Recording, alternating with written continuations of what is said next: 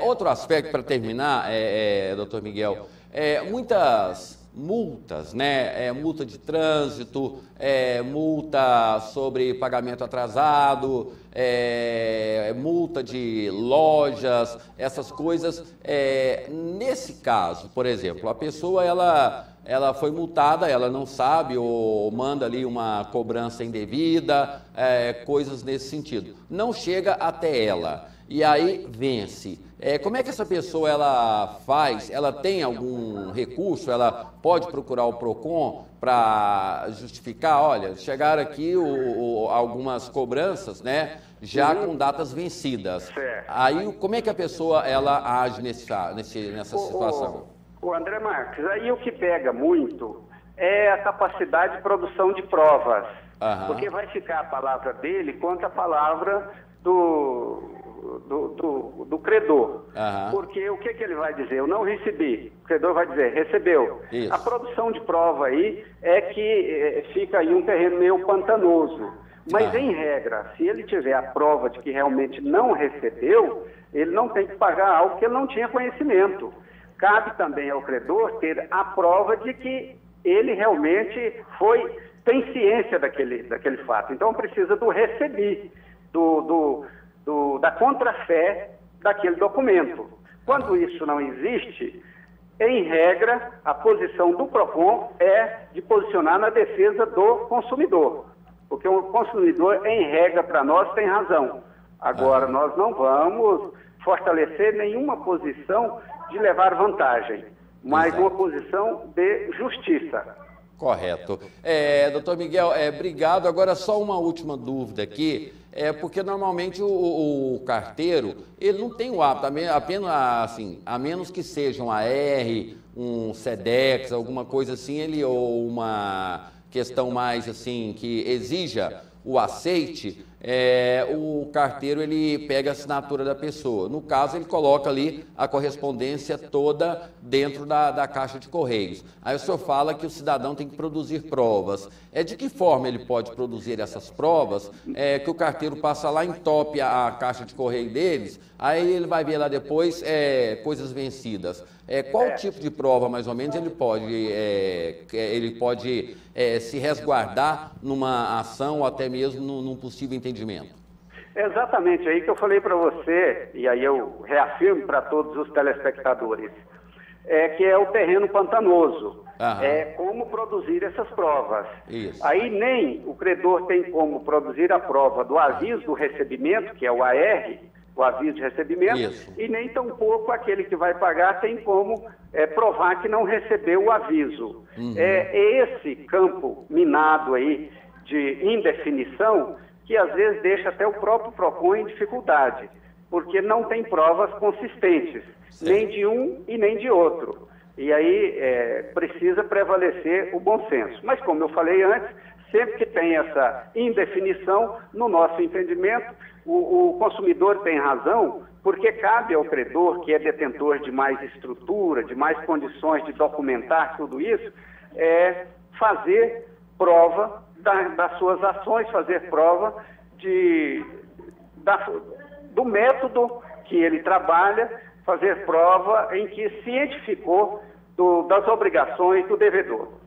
Agora mesmo, para finalizar, doutor Miguel, as empresas estão mais flexíveis, elas estão entendendo mais o direito do cidadão, já que há uma disputa muito grande aí pelo consumidor e as empresas elas estão olhando o consumidor de forma diferente, né? Inclusive respeitando os direitos, essas coisas assim. Está havendo já um entendimento maior, as ações no PROCON têm aumentado, têm diminuído, ou seja, as empresas elas estão, digamos assim, tendo a visão de que fidelizar um cliente é um bom negócio ou não? Ou ainda continua sendo, a empresa ainda continua sendo rigorosa em alguns aspectos? Nós estamos constatando uma melhoria permanente em relação ao tratamento com o consumidor, com o seu cliente. A empresa que zela bem da sua venda e do seu trabalho pós-venda, em regra, essa empresa está cativando o seu cliente, cativando o consumidor. está melhorando cada vez mais. Até porque, por parte do PROCON, nós estamos cada vez mais divulgando o nome dos maus prestadores de serviço. Sim. Tanto é que ontem, juntamente com o PROCON estadual, nós estamos preparando e entrando na justiça contra a TIM. Por quê? Porque a empresa de telefonia TIM deixou acontecer um apagão por volta do mês de maio.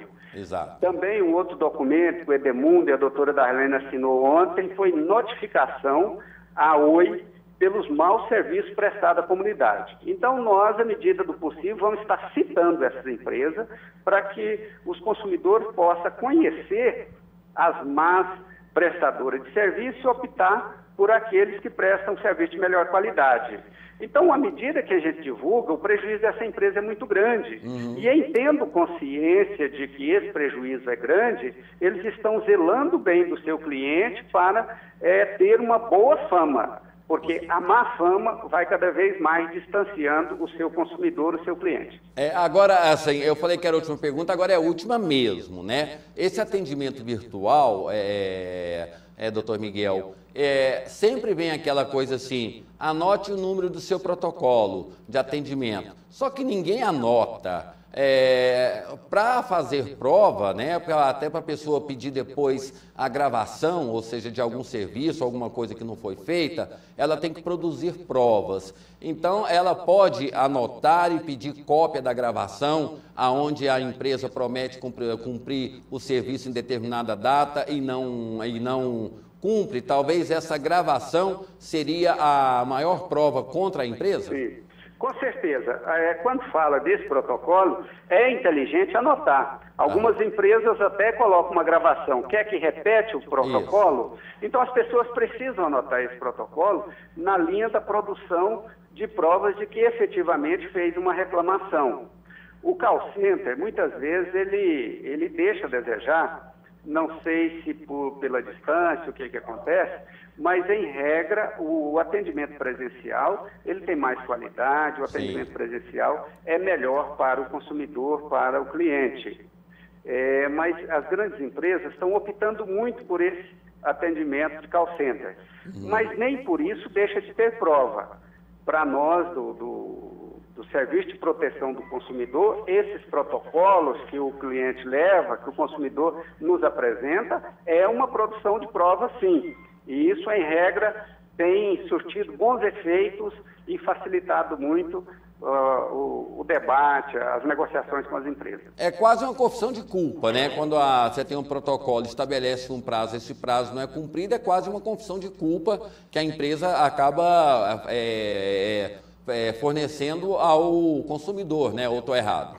Não, com certeza, porque produziu a prova naquilo que a empresa se comprometeu a fazer e não faz, acaba sendo uma confissão mesmo. Isso. Mas, em regra, a entrada do PROCON nas negociações tem surtido bons efeitos e a gente tem a alegria de ver que os PROCONs do Centro-Oeste são muito respeitados, tanto pelas empresas como pelos consumidores. Pela atuação, né, presidente? Tem que ressaltar isso, pela atuação do PROCON. E isso nos remete a uma maior responsabilidade, quer seja na busca da justiça, quer seja do nosso derramamento de suor no dia a dia, para cada vez mais trabalhar com mais afinco. Ok. Doutor Miguel Thiago, eu agradeço muito o senhor ter concedido essa alegria de conversar conosco aqui. Desejo toda a sorte do mundo para o senhor e um encontro marcado na próxima sexta-feira no Jornal Argumento. Aí a gente vai poder falar um pouco mais. Agradeço muito pela gentileza de nos atender e esclarecer muitas dúvidas que o telespectador e também o consumidor tinha e que o senhor fez assim de forma muito brilhante, esclarecendo essas dúvidas. Eu agradeço muito pela gentileza do senhor, doutor Miguel. Ok, André Marques, eu quero parabenizar o seu trabalho em defesa da cidadania e dizer que estou sempre à disposição. Vamos debatendo os interesses do consumidor, os interesses dos munícipes do município de Goiânia. O meu abraço. Obrigado, doutor Miguel. Doutor Miguel Thiago, ele é diretor do PROCON municipal, né? E é importante que você saiba os seus direitos, né? Usar os seus direitos, porque você só chega a algum lugar quando você sabe o direito que você tem. E às vezes também o direito que você também não tem.